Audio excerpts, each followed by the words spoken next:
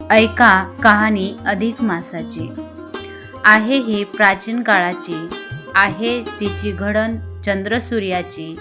मानवंदना आहे देवदेवतांची. ही कहाणी कोणी कोणाला सांगितली ते चित्त देऊन ऐका. एकदा सर्व ऋषीमुनी तपोवनात एकत्र बसले होते. तेव्हा व्यास महर्षीचे आगमन झाले.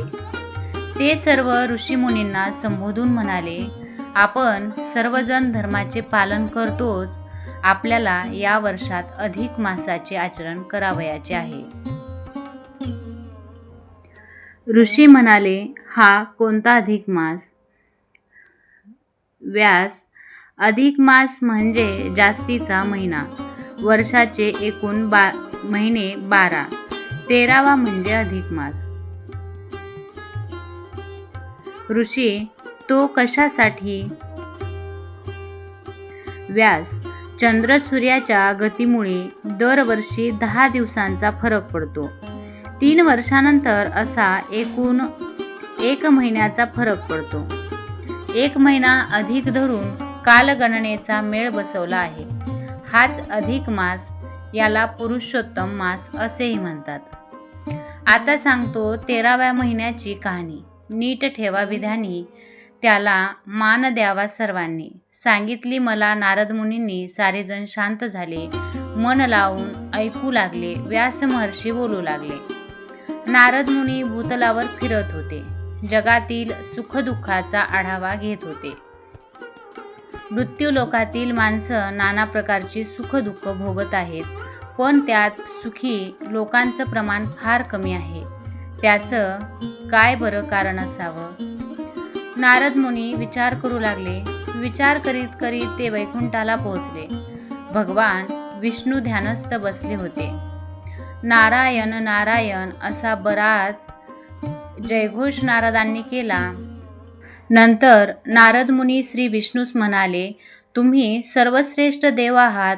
पृथ्वीवरील लोकांचे लालन पालन करते आहात. मग तुम्ही कोणाची आराधना करता आणि ती कशासाठी करता हे मला सांगू शकाल का? विष्णू, नारद मुनी, तुम्ही म्हणतात ते खरं आहे. तुम्ही आता बघून आलात. लोक पाप करतायत, त्यात पुण्याचं प्रमाण कमी आहे. पण त्यांनी केलेल्या पापाचं काय?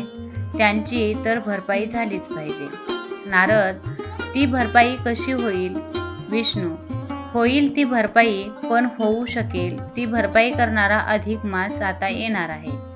नारद, अधिक मास? विष्णू, होय, पापांची भरपाई करणारा अधिक मास. या मासाचं आराध्य दैवत श्री पुरुषोत्तम आहेत. पुरुषोत्तम ह्याची भक्ती करण्यानं सर्वांना सुख लाभेल आणि तो सुखाचा मार्ग मी दाखवीन. चंद्र सूर्य यांच्या गतीत फरक पडतो. त्याचा मेळ हा महिना घालतो. दर 3 वर्षांनी तो येतो. महिन्यात सूर्य संक्रमण नसते, म्हणून या महिन्यास मलमास ही म्हणतात. या महिन्यात लग्नादी मंगल कार्य करीत नाहीत. अधिक मास दुःखी झाला. आपली गाऱ्हाणे तो सांगू लागला. सर्वजण माझा तिरस्कार करतात. हौस नाही, मौज मजा नाही. मला वाईट वाटले. मी ज्योतीत रत्नजडित सिंहासन आहे. त्या सिंहासनावर पुरुषोत्तम मुरलीधर बसले आहेत. त्या पुरुषोत्तमाचं दर्शन विष्णूंनी मसाला घडवलं. दर्शनानं चमत्कार केला. त्या अधिक मासाला दिव्य रूप आलं. लोखंड याचं सोनं झालं. नारद मुनी म्हणजे मलमास. याचं महत्त्व वाढलं म्हणायचं.